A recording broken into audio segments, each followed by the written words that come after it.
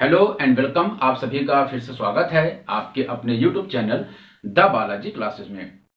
दोस्तों, आपका Allahabad high court का जो एग्जाम है ग्रुप सी और ग्रुप डी के लिए, उसका पूरा सिलेबस जो भी मैंने रीड किया हुआ है, उसकी स्ट्रेटेजी एक एक करके मैं आपको लगातार जब तक आपका पेपर नहीं हो जा रहा है मैं देता रहूंगा।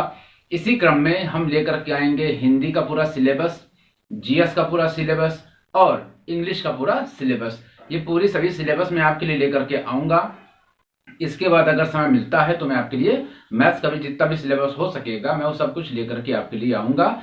इसी क्रम में आज की जो वीडियो है वो पूरा है संज्ञा की पूरी एक एक जानकारी दूंगा, जो कि एग्जाम ओरिएंटेड होगी। आपका जो एग्जाम है इलाहाबाद का या एएचसी का, उसके एग्जाम में किस प्रकार के प्रश्न आते हैं उसी तरीके के प्रश्नों की आपको प्रैक्टिस करवाऊंगा। उसी प्रकार उसी को ध्यान में रखते हुए पूरा टॉपिक आपको क्लियर करवाऊंगा। तो आज की जो वीडियो 10-15 मिनट की जो भी वीडियो होगी उसके अंतर्गत जो पूरा आप देख सकते हैं संज्ञा, इसको पूरा क्लियर करूंगा कि क्या परिभाषा है, क्या भाग है, किस तरीके के प्रश्न या किस तरीके के संज्ञा के प्रश्न आपके एग्जाम में पूछे जा सकते हैं।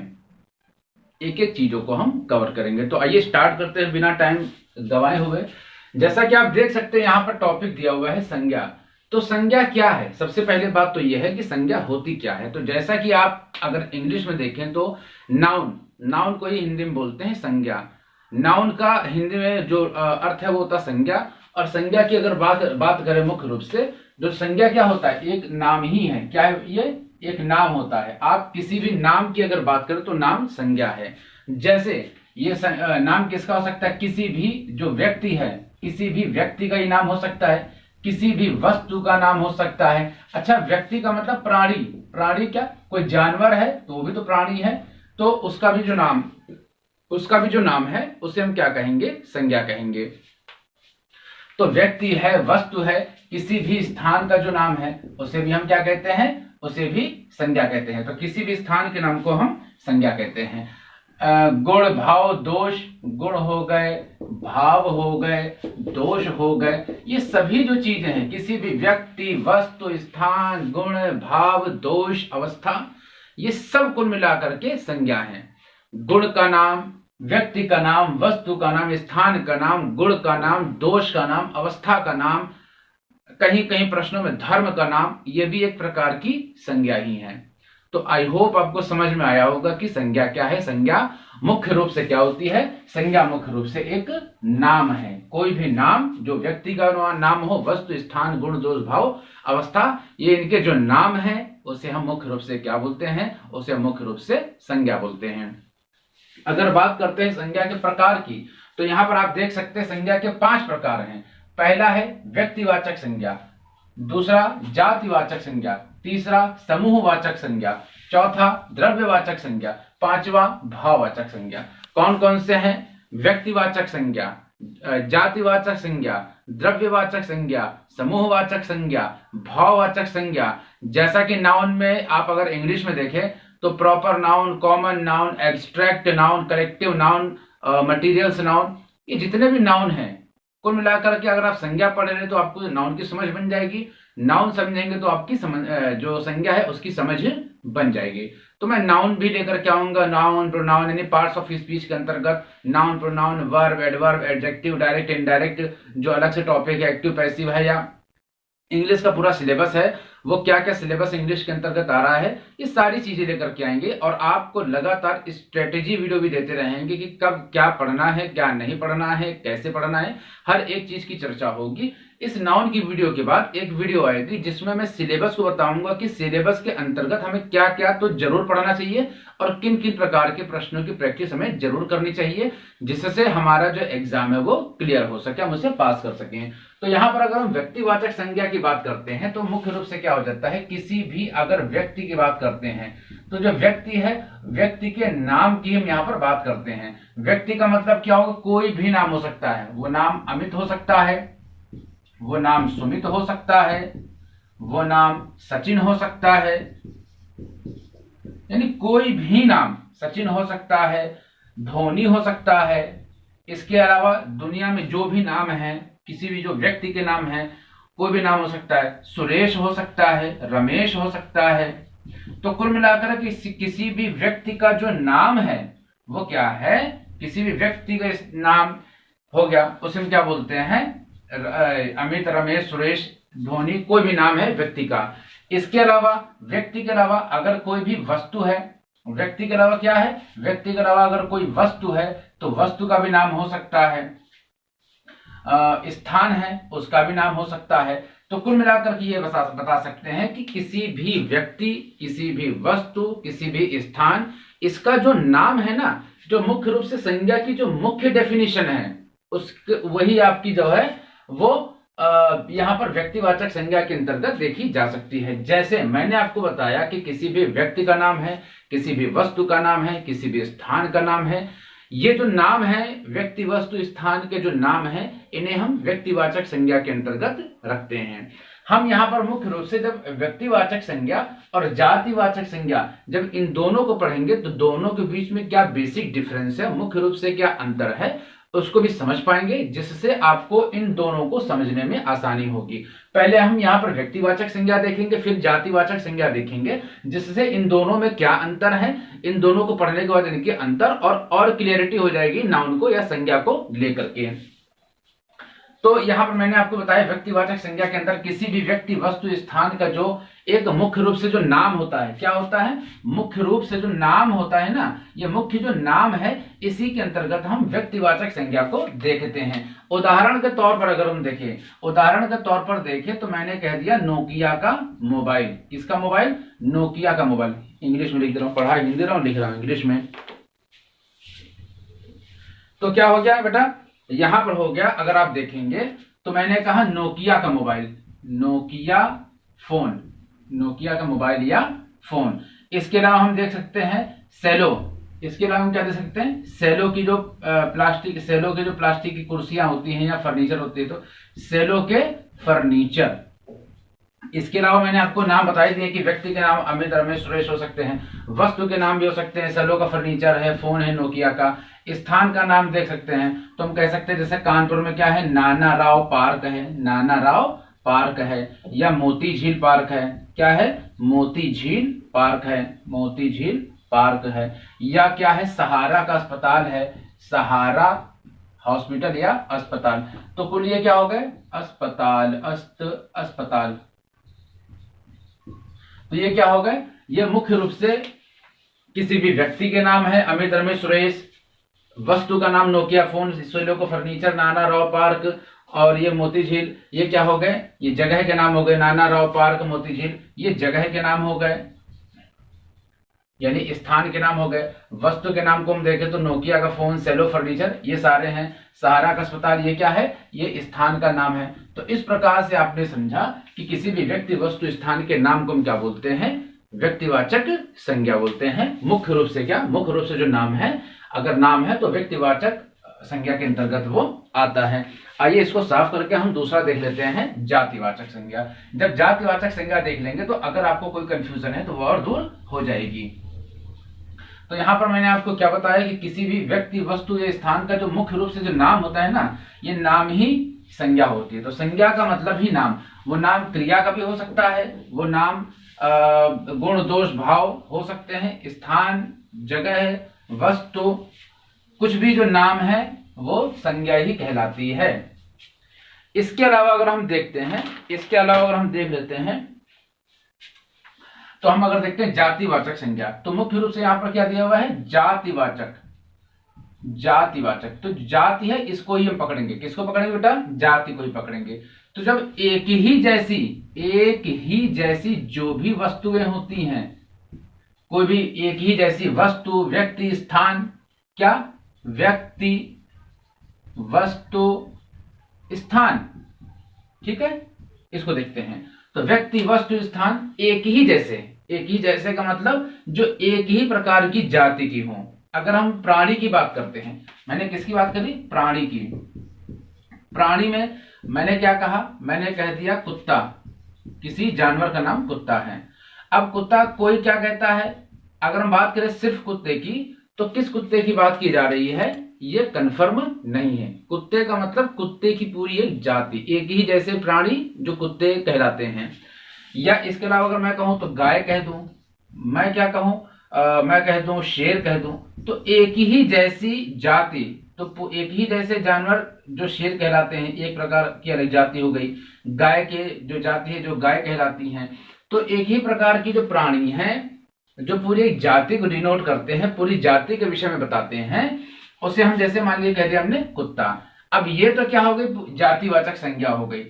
अभी इसको मैं और थोड़ा सा क्लियर करूंगा। अब जैसे वस्तु की बात करूं मैं, तो मैंने आपको बताया फोन, मैंने आपको बताया फर्नीचर, मैंने आपको बताया कुर्सी, मैंने आपको बताया पेन, मैंने आपको बताया किताब, मैंने आपको बताया पार्क, मैंने बताया अस्पताल। ठीक है, तो यहां पर प्राणी का नाम हो गया। अगर अच्छा मैं एक और कहूं तो मैं कहूं क्रिकेटर, क्रिकेटर। तो जैसे अभी तक तो ये क्या है, कुत्ता, तो किस कुत्ते की बात हो रही है, कुत्ते पूरी जाति की बात हो रही है। लेकिन अगर मैंने यहां कह दिया कि टॉमी कुत्ता, कोई कोई अपने कुत्ते का नाम टॉमी रख लेते हैं ना, तो अगर बात करूं मैं टॉमी कुत्ता, अभी तक सिर्फ कुत्ता था तो वो जातिवाचक संज्ञा थी।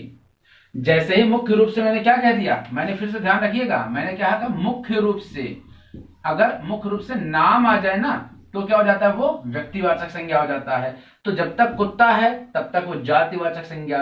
अब जब वो टॉमी कुत्ता हो गया तो क्या हो गया, वो जातिवाचक संज्ञा हो गया। क्लियर है।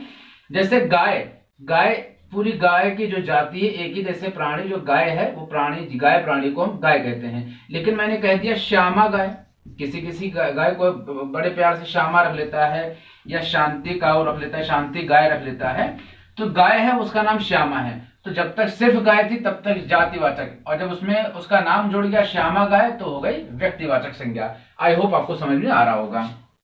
इसके अलावा जैसे वस्तु, तो अभी मैंने अभी थोड़ी देर पहले बताया था कि जो फोन है वो फोन की पूरी एक ही जैसी वस्तु जो फोन कहलाती है, वो तो सारे फोन फोन कहलाते हैं, एक ही जाति को डिनोट कर रहे हैं, एक ही जैसी वस्तु को डिनोट कर रहा है फोन। लेकिन अगर मैंने इसमें कह दिया नोकिया का फोन, अभी व्यक्तिवाचक संज्ञा बताया था, तो जब तक फोन है, सिर्फ फोन है, तब तक तो वो जातिवाचक संज्ञा है। लेकिन जब मैंने उसका मुख्य रूप से नाम दे दिया तो क्या हो गया, वो नोकिया फोन हो गया, और नोकिया फोन व्यक्तिवाचक संज्ञा को दर्शाता है। इसी तरीके से मैंने आपको सेलो का फर्नीचर बताया, तो सेलो का फर्नीचर व्यक्तिवाचक संज्ञा, सिर्फ फर्नीचर जातिवाचक संज्ञा।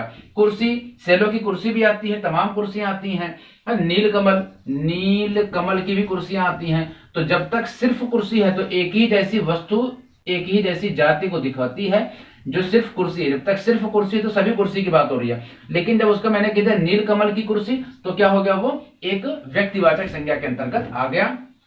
इसी तरीके से मैंने जब सिर्फ पार्क है तब तक जातिवाचक संज्ञा। मैंने आपको बताया नाना राव पार्क, जब इसका मुख्य रूप से क्या आ गया, नाम आ गया, क्या आ गया, मुख्य रूप से इसका नाम आ गया। जैसे मुख्य रूप से नाम आया तो जातिवाचक संज्ञा से वो व्यक्तिवाचक संज्ञा में बदल गया। इसी प्रकार से अस्पताल है तो जातिवाचक संज्ञा, क्योंकि सिर्फ अस्पताल है। किस अस्पताल की बात हो रही है यह कंफर्म नहीं है। लेकिन जब मैंने कहा सहारा का अस्पताल, तो अब उसके साथ में क्या जुड़ गया, उसका ब्रांड जुड़ गया, उसका नाम जुड़ गया, सहारा का अस्पताल। तो जैसे ही सहारा का अस्पताल हो गया तो व्यक्ति अस्पताल है जातिवाचक संज्ञा, सहारा का अस्पताल है व्यक्तिवाचक संज्ञा। एक और अच्छा एग्जांपल देते, जैसे मैंने कहा पंखा, मैंने कहा पंखा एक वस्तु है। पंखा यानी दुनिया के सभी पंखे, पंखे हैं, एक ही जैसी वस्तु जो पंखा कहलाती है। लेकिन सिर्फ पंखे की बात हो रही तब तक तो वो क्या है, वो जातिवाचक संज्ञा है। लेकिन जैसे मैंने कहा इसमें मैंने कहा पोलर का पंखा, किसका पंखा, पोलर का पंखा। तो जैसे ही पोलर का पंखा कहा ना, वो व्यक्तिवाचक संज्ञा बन गया। जातिवाचक संज्ञा है सिर्फ पंखा, और पोलर का पंखा जातिवाचक संज्ञा, व्यक्तिवाचक संज्ञा है। ठीक है, तो इतनी बात आपको समझ में आ गई होगी। व्यक्तिवाचक संज्ञा और जातिवाचक संज्ञा आपको समझ में आ गया होगा, इतनी मैं ऐसे आपसे उम्मीद करता हूं। आइए देखते हैं द्रव्यवाचक संज्ञा। और मुख्य रूप से अगर हम देखेंगे यहाँ, तो जो समूहवाचक संज्ञा, इसको बहुत ध्यान से समझने की कोशिश करिएगा, क्योंकि ये अच्छे एग्जाम्पल्स हैं। इस जो भाववाचक संज्ञा है उससे बहुत सारे प्रश्न बनते हैं भाववाचक संज्ञा से, तो इसको आप जरूर ध्यान रखिएगा। ठीक है, आइए हम देख लेते हैं भाववाचक, अभी क्या है समूहवाचक संज्ञा, अंत में हम देखेंगे भाववाचक संज्ञा को। इन सबको एक एक करके देखेंगे। आपका जो एग्जाम है, अगर आप इस टॉपिक को पढ़ के जाएंगे तो इस टॉपिक से आपको किसी प्रकार की परेशानी नहीं होगी। अगर जिस तरीके से मैं पढ़ा रहा हूं उस तरीके से आप पढ़ देंगे तो निश्चित रूप से जब प्रश्न आएगा तो आप उसको आराम से सॉल्व कर सकेंगे बिना किसी परेशानी के। आइए हम देख लेते हैं यहाँ पर समूहवाचक संज्ञा को। सीधी सी बात यह है कि जो संज्ञाएं हैं वो खुद अपना नाम बताती हैं। यहाँ क्या लिखा है, समूहवाचक संज्ञा। तो हम किस शब्द को पकड़ेंगे, हम पकड़ेंगे समूह को। अब समूह क्या होता है, ऐसा संज्ञा का शब्द जो समूह को, ग्रुप को दिखाए, समूह का बोध कराए, उसे हम समूहवाचक संज्ञा कहते हैं। जैसे अगर मैं बात करूं अंगूर का गुच्छा, अंगूर का गुच्छा, गुच्छा क्या है? समूह है। गुच्छा क्या है? समूह है। तो गुच्छा क्या है? जब समूह हो गया तो समूहवाचक संज्ञा के अंतर्गत आ गया। मैंने कहा सेना, मैंने क्या कहा? सेना। मैंने कहा कक्षा, मैंने कहा परिवार। तो परिवार किसी एक शख्स से तो बनता नहीं, कई सदस्य मिलकर के परिवार बनाते हैं, ठीक है ना। तो जहां पर कई लोग मिलकर के एक समूह के अंतर्गत आते हैं उसे हम बोलते हैं समूहवाचक संज्ञा। कक्षा, कई विद्यार्थी मिलते हैं, कक्षा बनती है कई विद्यार्थियों के मिलने से, तो विद्यार्थियों का जो समूह हो गया वो हो गया समूहवाचक संज्ञा। सेना, जो सैनिक होते हैं, कई सैनिकों के हजारों लाखों की संख्या में जब सैनिक मिलते हैं तो एक जो सेना बनती है, और कई सैनिकों के समूह से ही सेना बनती है। तो यहां पर क्या हो गया? सेना हो गया समूहवाचक संज्ञा। तो इसमें उतना कोई समस्या नहीं होगी आपको। इसके अलावा इसी तरीके से द्रव्यवाचक संज्ञा भी फटाफट हम लोग देख लेते हैं। तो द्रव्यवाचक संज्ञा की अगर हम बात करते हैं तो द्रव्यवाचक संज्ञा के अंतर्गत क्या है? द्रव्य कितने प्रकार के होते हैं? 3 प्रकार के होते हैं। कौन कौन से? तो ठोस, ठोस, द्रव, गैस। ठोस, द्रव, गैस। तो द्रववाचक संज्ञा, द्रववाचक संज्ञा, या जिसको हम कहते हैं कोई भी पदार्थ, कोई भी पदार्थ, कोई भी पदार्थ द्रव्यवाचक संज्ञा के अंतर्गत आता है। जैसे ठोस के अंतर्गत कोई भी मेटल, नॉन मेटल, कुछ भी हो, जैसे लकड़ी, जैसे सोना, जैसे चांदी, मोती, ठीक है ना, कांसा, टिन। तो जो भी वस्तु ठोस के अंतर्गत आती है वो द्रव्यवाचक संज्ञा के अंतर्गत कहलाती है। समझ आ रही मेरी बात? लकड़ी, सोना, चांदी, हीरा, मोती, टिन, कांसा, तांबा, तमाम जो भी वस्तुएं ठोस के अंतर्गत आती हैं, मेटल हो या नॉन मेटल हो, ठोस अगर है तो उसके अंदर सॉलिड के अंतर्गत आती हैं, तो वो ठोस है, और ठोस के अंतर्गत वो द्रव्यवाचक संज्ञा कहलाती हैं। द्रव आप देख सकते हैं, कोई भी पानी, दूध, पिघला हुआ घी, रिफाइंड, ये सब क्या हैं? ये तरल हैं। रिफाइंड, ये तरल हैं, ये तरल पदार्थ हैं और द्रव्यवाचक संज्ञा के अंतर्गत आते हैं। गैस तो आप जान सकते हैं दुनिया में तमाम प्रकार की, ऑक्सीजन, कार्बन डाइऑक्साइड, फलाना फलाना ढिमका, आर्गन, नियॉन, कार्बन, तमाम ऐसी गैसेस हैं, वो गैस के अंतर्गत आती है, और सभी मिलकर ठोस, द्रव, गैस मिलकर के द्रव्यवाचक संज्ञा के निर्माण करते हैं। इसी के अलावा अब हम लास्ट में देख लेते हैं भाववाचक संज्ञा। सबसे इंपॉर्टेंट, मैंने आपसे बताया कि इससे बहुत से प्रश्न बनते हैं, और ये जो भाववाचक संज्ञा है ये आपको क्या कर सकती है? अगर आप इसकी प्रैक्टिस करेंगे तो इस संज्ञा में कोई समस्या नहीं है, अन्यथा ये भाववाचक संज्ञा आपको बहुत भाव दिखाती है। यहां पर हम देख लेते हैं भाववाचक संज्ञा के अंतर्गत। भाववाचक संज्ञा के अंतर्गत क्या है? गुण या दोष, गुण या दोष आते हैं, ठीक है ना। भाव भी आते हैं, गुण, दोष, भाव, अवस्था, ये क्या होते हैं? ये भाववाचक संज्ञा के अंतर्गत आते हैं। जैसे गुण और दोष की बात कर लेते हैं। तो जैसे गुण क्या है? ईमानदारी, ईमानदारी। दोष भी आ जाए तो बेईमानी, बेईमानी। मिठास, किसी किसी की वाणी में बहुत मिठास होती है, तो ये क्या होते हैं? गुण दोष के अंतर्गत आते हैं। भाव देखें तो जैसे क्रोध है ना, क्रोध हो गया, ईर्ष्या हो गई, है ना, करुणा हो गई, यानी दया हो गई, करुणा या दया। तो ये क्या होते हैं? ये सब होते हैं भाव के अंतर्गत। जलन हो गए ना, ज्वेलसी जिसको बोलते हैं, किसी वस्तु को देख करके किसी, जैसे मान लो आप पास हो जाओ परीक्षा में, तो किसी किसी को अगर मान लो जलन हो जाती है तो भी क्या है? एक प्रकार की भाववाचक संज्ञा है। अवस्था को हम देख लेते हैं। तो अवस्था 2 प्रकार की हो सकती है, मन की अवस्था हो सकती है, तन की अवस्था हो सकती है। मन की अवस्था के अंतर्गत खुशी, खुश होने की अवस्था है, दुख होने की अवस्था है, ये मन की अवस्था है। तन की अवस्था देखें तो बुढ़ापा, ठीक ना, बुढ़ापा हो सकता है, या जवानी हो सकती है, यौवनावस्था हो सकती है, युवावस्था हो सकती है, युवावस्था हो सकती है, ठीक ना। तो ये सारी चीजें क्या हैं? ये सारी चीजें हैं तन की अवस्था, मन की अवस्था। अगर हम एक सामाजिक अवस्था को भी देखें, एक अवस्था अलग से निकाल दे रहे हैं, वो है सामाजिक अवस्था। सामाजिक अवस्था के अंतर्गत क्या हो सकता है? गरीबी हो सकती है, ठीक है ना। गरीबी तो एक प्रकार की सामाजिक अवस्था हो सकती है। तो कुल मिलाकर क्या हमने देखा, भाववाचक संज्ञा के अंतर्गत हम गुण दोष भाव अवस्था इनको देखते हैं। गुण दोष के अंतर्गत बेईमानी, ईमानदारी, ये जो गुण या दोष हैं, बोली में मिठास है, वाणी में मिठास है, ऐसी वाणी बोलिए मन का आपा खोए, आपहु शीतल होए और औरों शीतल होए। तो कुल मिलाकर इस प्रकार की जो बात होती है तो गुण दोष के अंतर्गत आती है। इसके अलावा आप देख सकते हैं भाव तो क्रोध है, गुस्सा है, एंगर है ना, नफरत है, जिसे कहते हैं घृणा, या ईर्ष्या है, जलन है, ये सब क्या है, ये सब आपकी भाववाचक संज्ञा के अंतर्गत, भाव का जो सेक्शन है भाव के अंतर्गत आता है। अवस्था की बात करते हैं तो अवस्था के अंतर्गत तन, मन, सामाजिक, इस प्रकार की तमाम अवस्थाएं आती हैं। तन की अवस्था के अंतर्गत बचपना है, बुढ़ापा है, ये अवस्था हो सकती है। मन की अवस्था के अंतर्गत आप खुशी हैं तो प्रसन्नता है ना, और घृणा भी एक प्रकार की क्या है, वैसे तो भाववाचक संज्ञा के अंतर्गत ही है। तो ये क्या हो जाएगा, प्रसन्नता है, दुख है, ये क्या आपकी है, मन की अवस्था हो सकती है। सामाजिक अवस्था के अंतर्गत हम मुख्य रूप से गरीबी को देखेंगे, अमीरी को देखेंगे।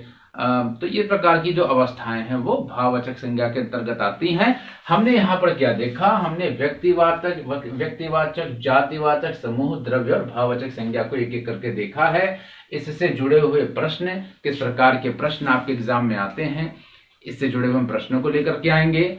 पुराने साल के जो पेपर हैं उनको भी लेकर के आएंगे, उनकी भी प्रैक्टिस कराएंगे। तो जुड़े रहिए। चैनल पर नए हो तो सब्सक्राइब कर लीजिएगा, बेल आइकन प्रेस करके ऑल पर जो क्लिक कर दीजिएगा, जिससे मेरी जो भी वीडियोज होंगी वो आपको मिलती रहेंगी। नोटिफिकेशन आपको आता रहेगा, और आप जब तक आपका एग्जाम चल रहा है तब तक लगातार जुड़ करके और अच्छी तैयारी करिए। मैं लगातार आपको, जब तक आपका एग्जाम नहीं आ रहा है, नई नई वीडियोस लगातार आपको देता रहूंगा। तो मिलते हैं एक और इसी प्रकार की बढ़िया वीडियो के साथ में। और अगर ये एक चीज कहना भूल गया कि अगर मान लीजिए आपको ये वीडियो अच्छी लगी हो तो इसको लाइक कर दीजिएगा, और मन के अंदर जो भी आपके चल रहा हो तो उसको कमेंट बॉक्स में फटाफट लिख करके बता दीजिएगा।